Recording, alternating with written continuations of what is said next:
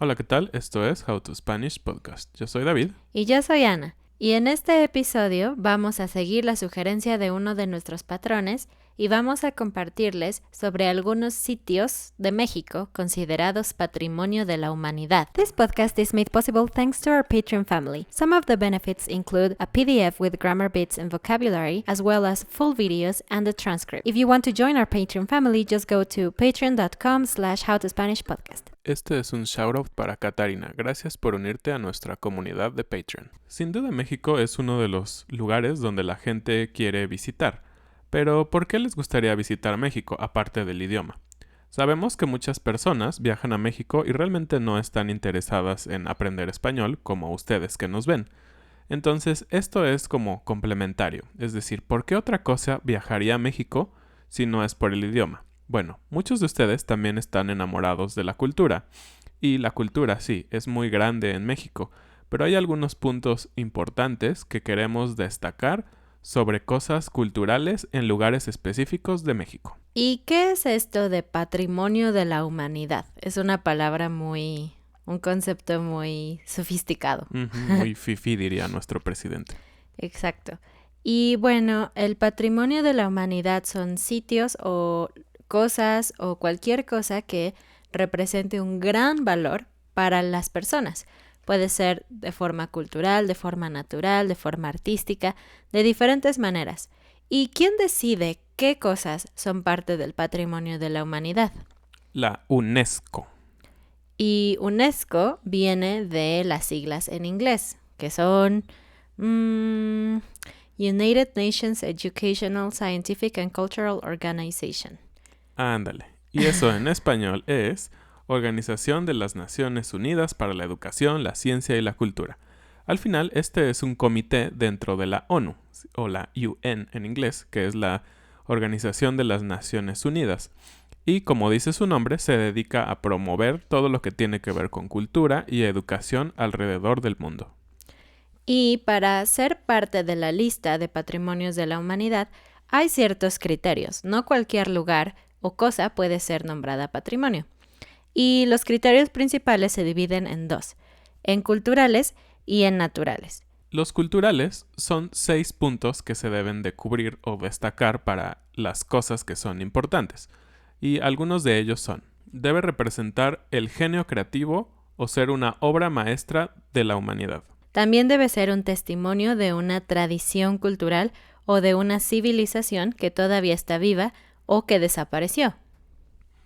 También puede ser un edificio o un tipo arquitectónico sobresaliente de la época y el lugar donde se encuentra. Y finalmente, aunque hay más, es estar asociado directamente con acontecimientos o tradiciones vivas, con ideas o creencias o con obras artísticas o literarias con un significado universal.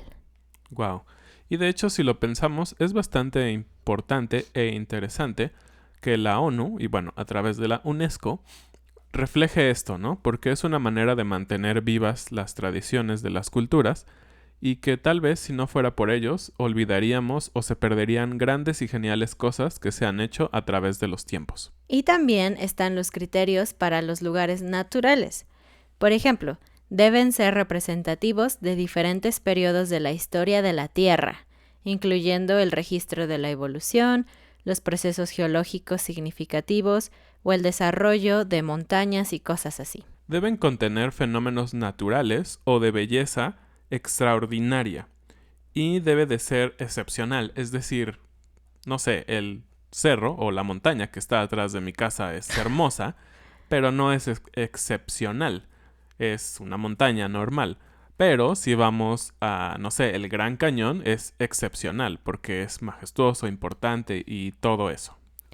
Y también por último, aunque hay más, debe contener hábitats naturales importantes y representativos para la conservación de la diversidad biológica, especialmente aquellos que tengan especies de animales amenazadas.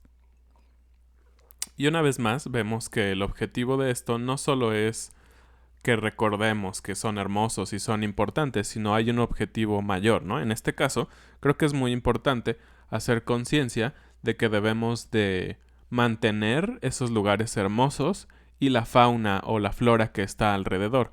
Porque ¿quién no ha pasado, no? Por un lugar hermoso, pero está desolado, no hay animales, no hay plantas, y creo que es importante que todo el conjunto del ecosistema se mantenga, ¿no? No solo ese lugar hermoso, sino todo lo que tiene que ver con el lugar, ¿no? Los animales, las plantas, inclusive si hay aldeas o regiones donde habitan humanos que son específicas de esa área natural hermosa, también sería importante mantenerlo como era hasta antes. Y bueno, en total, hasta el año 2015 había 1,031 sitios Patrimonio de la Humanidad, de los cuales México tiene 33 lugares. Y otros países que tienen muchos sitios son Italia, tiene 51 sitios, China 48, España 44, Francia 41 y Alemania 40. No somos el país que tiene más, pero estamos dentro de los más importantes. y no les vamos a hablar de todos los sitios que tiene México, solo 33 tendríamos que decir uno por minuto o menos. Sí, pero vamos a hablar de algunos que a nosotros nos parecieron muy lindos, muy importantes, muy interesantes para ustedes, pero obviamente ustedes pueden investigar más. Claro, y estos lugares, les vamos a decir el lugar, lo que tiene que ver o por qué se nombró y el año en que se nombró. Creo que también es importante porque a través de la historia de México, tanto actual y pasada, se han ido nombrando nuevos sitios. Y también cabe mencionar que, bueno, la ONU se creó después de la Segunda Guerra Mundial. Entonces, digamos, a partir de ese periodo se fueron creando las diferentes unidades dentro de la ONU, como la UNESCO. Entonces es relativamente nuevo, si podemos decirlo así, todo esto que vamos a hablar. Y comenzamos con el Santuario de Ballenas de El Vizcaíno. Y bueno, este lugar está en la península de Baja California, un lugar que muchos conocen por Los Cabos. ¿Y por qué este sitio es tan importante? Pues combina las condiciones ambientales perfectas para que se reproduzcan las ballenas. Y no solo de ballenas grises, sino también de otros animales como becerros marinos, leones marinos californianos, elefantes marinos septentrionales y ballenas azules. Wow. Sí. Y además de esto, en estas lagunas también hay al menos 4 especies de tortugas marinas que están en peligro de extinción. Por eso se llama santuario. Uh-huh. ¿Y cuándo es el mejor momento para ir? Si ustedes planean un viaje a este lugar, bueno, se dice que la mejor temporada para poder ver todo esto, porque obviamente no siempre puedes verlo, es del 15 de diciembre al 15 de mayo. Este lugar es tan importante que necesitas un permiso especial para ir, pero no debes preocuparte demasiado porque la mayoría de las agencias que dan tours o que arreglan los viajes van a tramitar este permiso por ti, pero es muy importante que tú lo sepas. Además, este lugar está muy escondido. Entonces está un poco lejos de las ciudades principales, por ejemplo, de La Paz y de Ensenada, y por eso no se recomienda viajar con niños demasiado pequeños. También es importante decir que los precios son bastante accesibles. Más o menos un tour hacia este lugar saliendo desde Guerrero Negro y San Ignacio tienen un costo aproximado del tour de 500 pesos y usualmente incluye un box lunch, una pequeña comida. Entonces no es muy caro y puede ser una gran experiencia. Además hay otras cosas que hacer cerca del lugar. En este lugar hay una de las salineras más grandes del mundo y también se pueden ver pinturas rupestres en la sierra. Estaría genial, ¿no? ¿Quién de nosotros no le gustaban las pinturas rupestres en los libros de historia? Al menos a mí me encantaba. Me gustaría verlas en vivo. Bueno, y vamos a pasar a la siguiente. La siguiente es la Reserva de Mariposas Monarca en el estado de Michoacán. Y esta se nombró Patrimonio de la Humanidad en 2008, muy reciente. Y bueno, el área que incluye esta reserva o biosfera protegida es de 56.259 hectáreas, es decir, es muy grande. Y se sitúa en medio de montañas con mucha vegetación y se encuentra aproximadamente a 100 kilómetros de la Ciudad de México. Entonces, pueden viajar a Ciudad de México y de ahí tomar un autobús o rentar un auto a esta zona. ¿Y por qué este lugar es tan popular y tan hermoso? Pues cada otoño llegan millones o incluso se cree que billones de mariposas monarca a hibernar allí antes de empezar su viaje hacia Canadá. Y esto lo vuelve hermoso porque, como ya dijo David, es un área muy grande y todos los árboles están cubiertos de mariposas monarca. Entonces, algo que usualmente era verde, ahora es completamente naranja y negro. Ujú. Y también se dice que algunas de las ramas de los árboles que hay en este bosque incluso se doblan por la cantidad de mariposas que hay en ellos. Entonces pueden imaginarse, una mariposa no pesa nada. Si tú tienes una mariposa en tu mano, prácticamente no sientes el peso. Pero ¿cuántas mariposas debe de haber en un solo árbol, en una sola rama, para que la rama blup, se venza un poco por el peso? Es Wow. impresionante. No lo había pensado, pero es verdad. Okay. La entrada a este lugar cuesta 50 pesos, entonces realmente es barato, aunque la mayoría de las personas contratan tours que incluyen otras cosas, como alimentos, etc. Y esos tours cuestan aproximadamente 800 pesos, y esto es por lo que les decíamos, como no está tan cerca de la ciudad, algunas veces incluye el transporte desde la ciudad, llegar al lugar y regresar a la ciudad el mismo día. Y un dato interesante es que en esta zona del país habitaban los purépechas, un grupo indígena. Todavía habitan allí. Y ellos consideraban que la mariposa monarca era el alma de los muertos, que regresaba para visitarlos, porque justamente coincide que las mariposas llegan alrededor de octubre y noviembre, cuando se celebra el Día de Muertos. Ujú. Y de hecho, es muy interesante porque los purépechas eran un grupo que también habitaron en la zona de Querétaro. Y a pesar de que estamos muy lejos, el nombre de Querétaro viene del purépecha, lo que lo hace también muy interesante para nosotros. Significa lugar de las peñas o grandes rocas. Y pasamos a otro sitio un poco similar porque también es una biosfera o una reserva en Xiancaan o Xiancaan en Quintana Roo. Y este sitio fue parte del patrimonio desde 1987. Tiene más años. Y aquí habitaban los mayas, y para ellos este lugar significaba origen del cielo. Este lugar está ubicado en la península de Yucatán. Y esta biosfera se compone no solo de bosques tropicales, sino también de manglares, marismas y una zona marina que atraviesa un gran arrecife. Y este sitio es importante porque cuenta con uno de los mayores números de zonas arqueológicas del país. Tiene 23 zonas arqueológicas importantes, de los cuales Ciudad de Muyil es la más importante. Y es una ciudad maya en la que floreció entre el año 1200 y el 1521. Entonces fue importante por alrededor de 300 años. Y bueno, ¿qué más puedes hacer? Puedes flotar por los canales de Muyil y pasear en bote por los manglares. También hay talleres sobre cómo se hacía el chicle y los textiles. Es muy interesante. Sí, de hecho nosotros no hemos ido, pero vi una foto de todas las personas en el canal de Muyil con sus chalecos salvavidas, pero el agua es azul turquesa y todo es como muy tranquilo y alrededor hay árboles, es muy bonito. Sí, si ustedes han visto fotografías o han ido a los cenotes en la parte de la península, saben que el agua es turquesa y hermosa, entonces es lo mismo en este canal. Y también algo interesante es que normalmente los guías son originarios de descendencia maya, entonces pueden aprender un poco más sobre la historia de los mayas. Y la siguiente es una ciudad o un pueblo que ahora es muy popular, y es San Miguel de Allende en el estado vecino de Guanajuato. Y San Miguel de Allende se volvió Patrimonio de la Humanidad en el año 2008. Parte de lo que hace importante, y de hecho es parte del patrimonio de San Miguel, es el santuario. El santuario de Jesús Nazareno de Atotonilco. ¿Y por qué es tan importante esta ciudad? Bueno, esta ciudad fue fundada en el siglo XVI para proteger el camino real del interior del país. La ciudad alcanzó su parte más importante en el siglo XVIII, en donde se construyeron numerosos edificios religiosos y civiles de estilo barroco.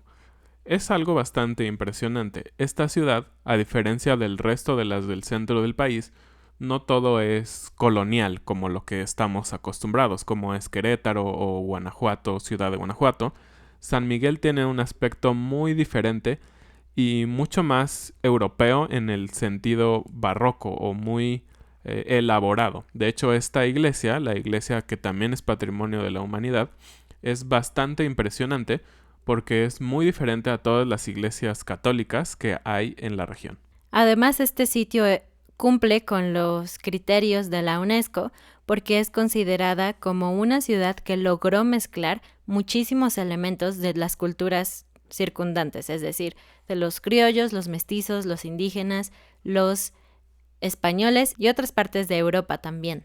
Uh-huh. Y sin duda, trajo lo mejor de Europa, ¿no? De las mejores arquitecturas. Algo interesante de San Miguel es que se ha vuelto una ciudad en donde viven muchos extranjeros.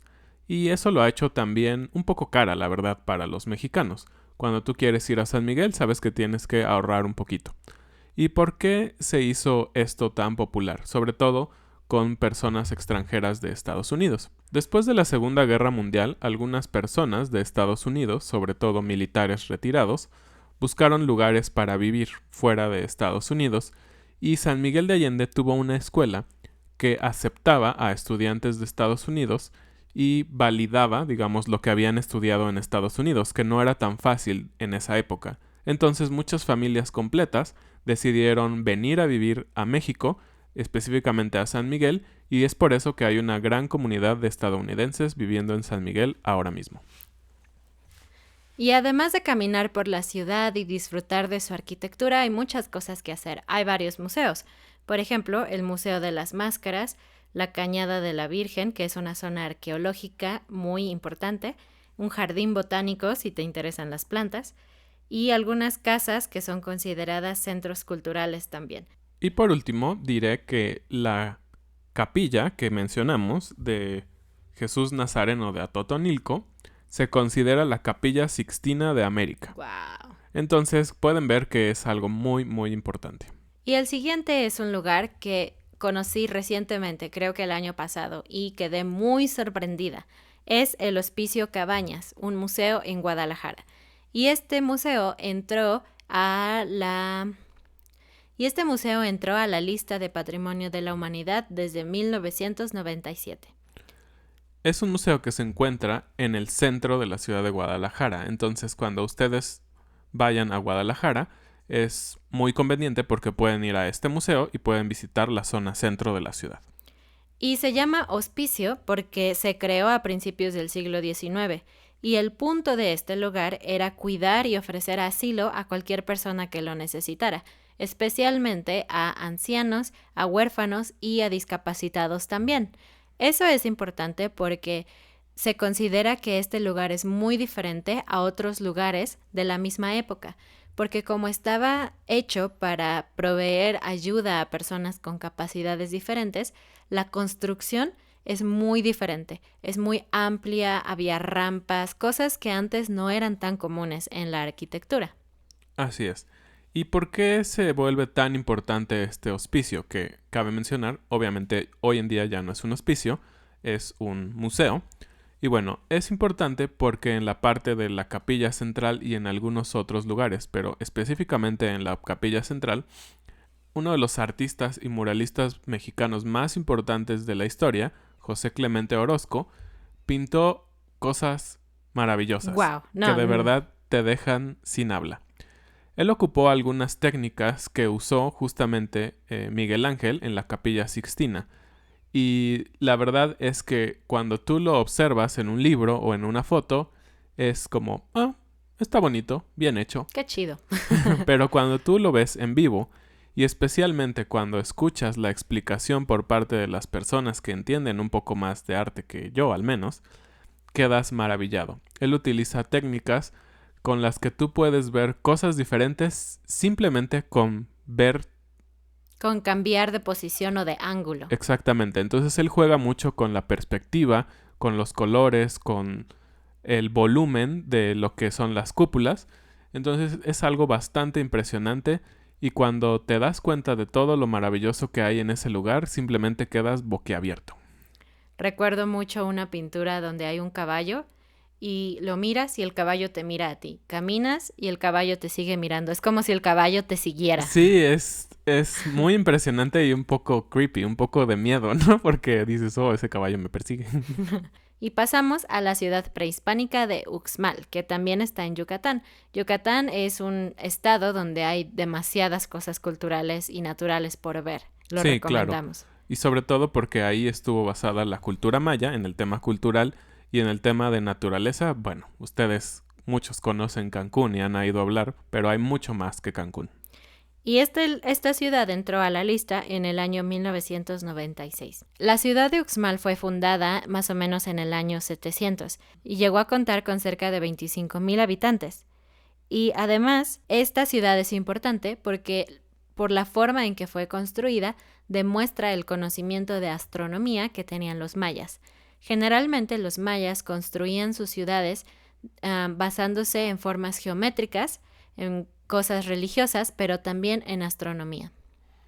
Los españoles, al ver esto, se quedaron maravillados por los trazos que eran impecables y con todas las motivos y símbolos que tenían, porque tenían esfinges esculpidas de Chac, que es el dios de la lluvia. Esta ciudad fue abandonada cerca del año 1080 después de Cristo.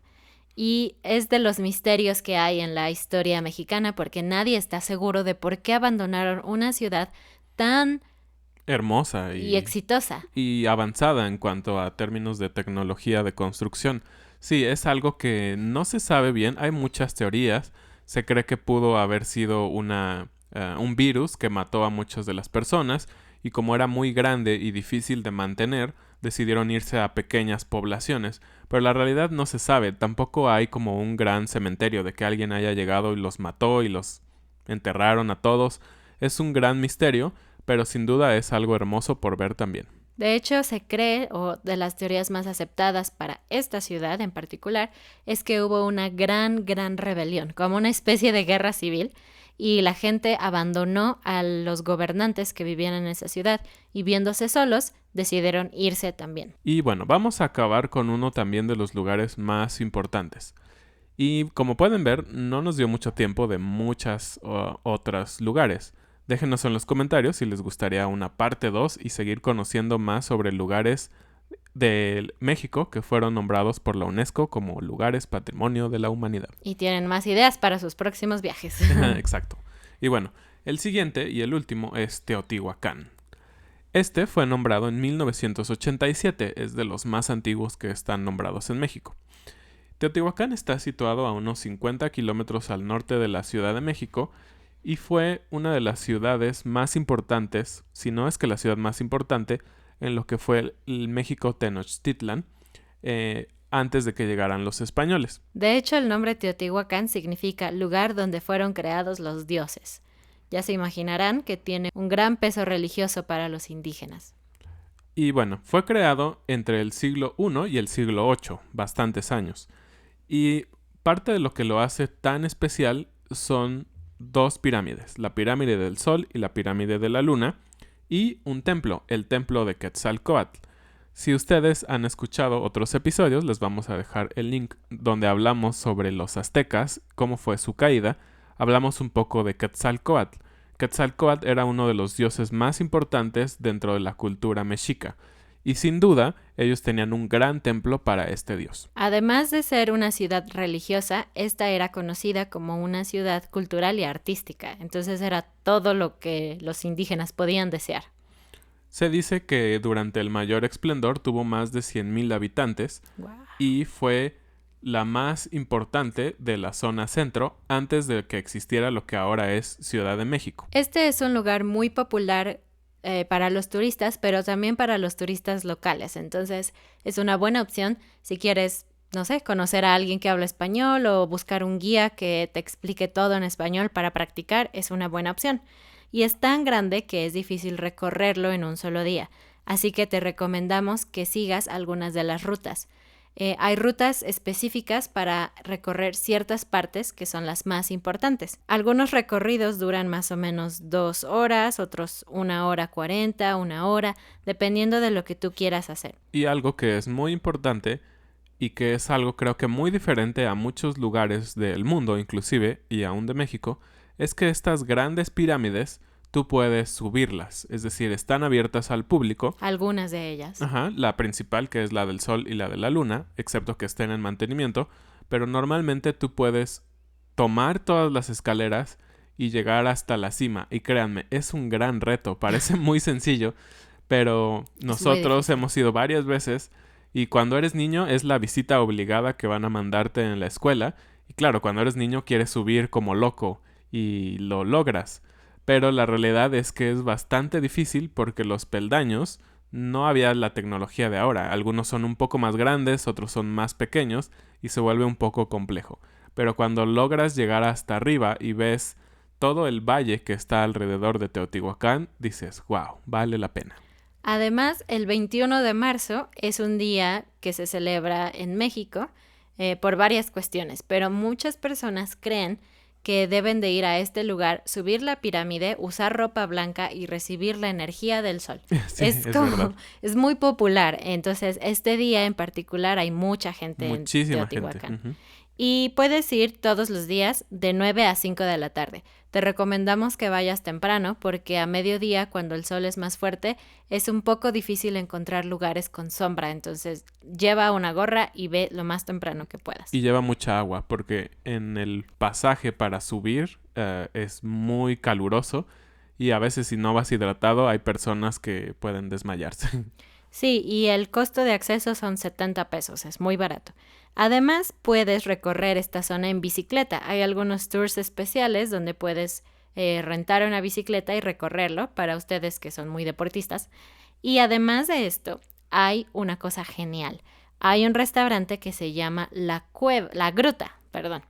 Y este restaurante está adentro de una cueva. Wow, debe ser muy interesante. La verdad es que yo no sabía de este restaurante. Y no sé si me encantaría, eso de los lugares cerrados y oscuros no es mi hit. Pero bueno, es una opción para los que les gusten esas experiencias. Y bueno, hablamos muy poquito de cada uno, podríamos hablar muchísimo, pero solamente era una manera de mostrarles cuáles son estas grandes maravillas de las 31 que tiene México. 33. Perdón, 33. ¿Cuáles son las que consideramos un poco más importantes? Porque realmente todas son importantes, por eso la UNESCO las nombró. Así que déjenos en los comentarios, como les decíamos, si quieren conocer un poco sobre otras. Y la frase del día es... Patitas, ¿pa' qué las quiero? Y bueno, esta frase tiene un origen bastante antiguo y la seguimos ocupando. Pero de hecho el origen es chileno o de Uruguay y tiene un significado un poquito diferente allá que en México. Pero en México lo que significa es huir rápidamente de algún lugar porque patitas son las piernas. Recuerden que en español piernas es para personas, patas es para muebles o para animales, pero muchas veces para sonar más graciosos, nosotros en español decimos patas para las personas también. Es un poco grosero, pero al mismo tiempo es chistoso. Entonces, patitas, es como piernitas, ¿pa' qué? Es para qué las quiero. Es como una pregunta, como de ¿cuál es tu propósito? Pues correr, ¿no? Entonces, correr de un peligro o también cuando tienes muchas ganas de viajar o de salir, puedes decir, patitas, ¿para qué las quiero? No voy a perder ni un minuto más y voy a viajar a México. Exacto. Entonces, por eso escogimos esta frase. Así que, patitas, ¿para qué las quiero? Vayan a visitar estos grandes lugares de México y cuéntenos sus experiencias si ya los han visitado. Bueno, eso fue todo por esta vez y nos vemos la próxima. No olviden suscribirse al canal si nos están viendo en YouTube y visitar la página de Patreon si quieren la transcripción interactiva de este episodio. Adiós. Adiós.